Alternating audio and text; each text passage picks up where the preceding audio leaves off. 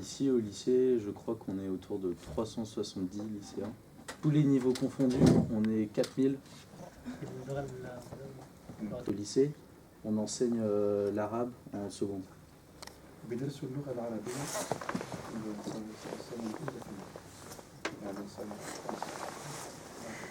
Je voulais savoir ce qui se passait au Yémen en ce moment. Comment c'était les choses là-bas. Il est très content, il est très content d'être parmi vous.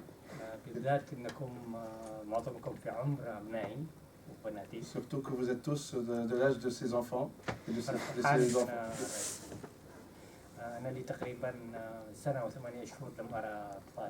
Ça fait maintenant 1 an et 8 mois qu'il n'a pas vu ses enfants.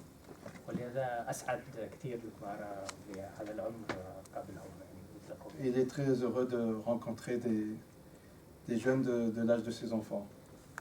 La première chose dont il veut parler, c'est quelque chose que tout le monde a eu l'occasion de se voir.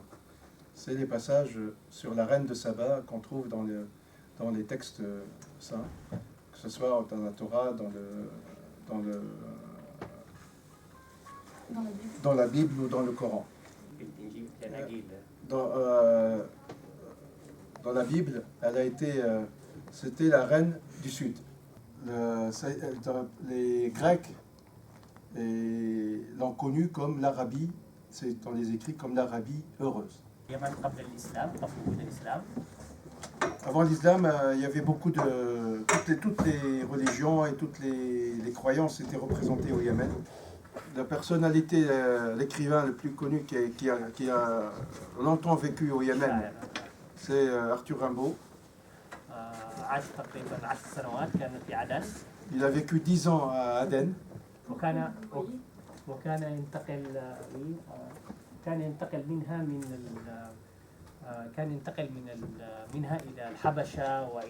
Et de là, il a fait ses périples africains. En fait, il rayonnait d'Aden, il allait vers l'Afrique, il revenait, il repartait vers d'autres pays, il revenait. C'est comme ça qu'il a fait son périple africain.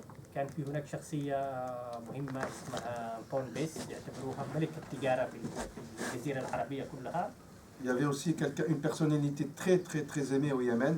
Français, il s'appelle Antoine Bess. C'est un négociant, un grand commerçant. Quand il est décédé en 1954,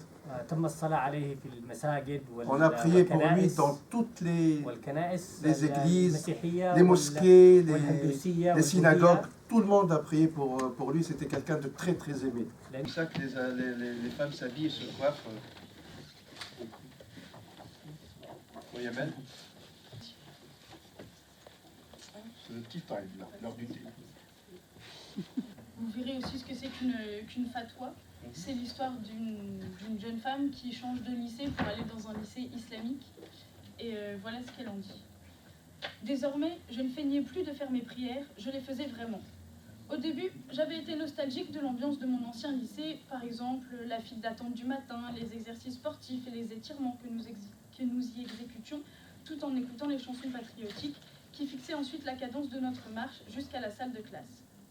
J'ai cherché dans les sources légitimes un texte qui m'aurait reconnu le droit de pleurer quand je le souhaitais, et sans restriction. J'avais passé des jours et des mois à chercher, rassemblant divers avis et les comparant, usant de ma charge d'interprétation personnelle et recourant à la déduction. À l'issue de ces recherches, j'ai acquis la conviction que pleurer était licite. Hélas, maintenant que j'en avais le droit, je n'y arrivais plus. Apparemment, je n'avais plus de pleurs en moi. Pire, je me suis rendu compte que je ne savais même plus ce que pleurer voulait dire. Voilà. Quand l'histoire cette histoire est arrivée aux oreilles des parents, ça a été alors là un grand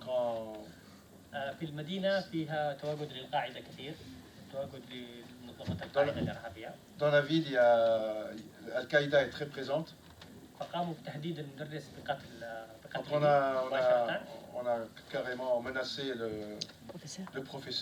On a menacé de le tuer. الجامعة فصلت الأستاذ من العمل. L'université a été obligée de le licencier. Donc هو اسمه أحمد العرامي. il s'appelle Ahmed El Arami. هرب إلى القاهرة. Il a fui au Caire suite à cette. طبعا نتحدث في ألم يعني. Ça lui fait très très mal parce que c'était son ami. Il a tout perdu à cause de d'avoir osé.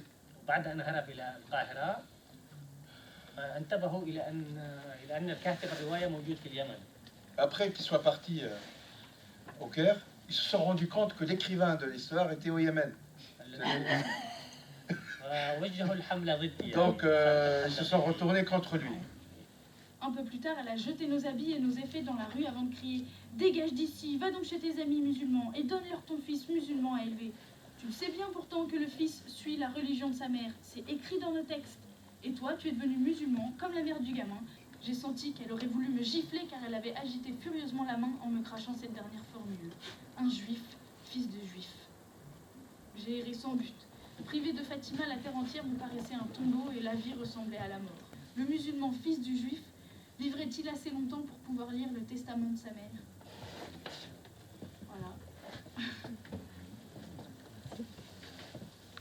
Grand dilemme. في عدن ما أعرف عنه إنه هو طبعا جاء عدن بعد ما ترك الشعر. D'abord, il est venu à Aden. Quand il est venu à Aden, il a délaissé la poésie. Il n'a plus écrit de poésie après.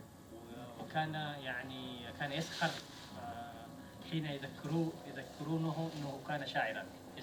Et il se moquait de lui-même quand on lui rappelait qu'il avait été poète à un certain moment de sa vie. كتب إلى عائلته من عدن إلى فرنسا رسائل كثيرة. Il a beaucoup écrit à sa famille de Aden, des lettres. وهو ما عرف عنه. Ce qu'on sait sur كان يكتب أحيانا يمتدح المدينة وأحيانا يلعنها. Des fois, il avait Aden. Des fois, il l'aimait, des fois, il la détestait. Des fois, c'était la plus belle ville du monde, et d'autres fois, c'était la ville la plus. كان يقول إنها يعني هذا جحيم. C'était l'enfer. لكنه هو البلد الوحيد الذي يشعر فيه بوجودي. En même temps, il disait que c'était l'enfer pour lui, et en même temps, c'était le seul pays où il sentait qu'il était vivant. كان يقول إنه الناس صاروا يعرفونني هنا في عدن. Tout le monde le connaît maintenant à Aden.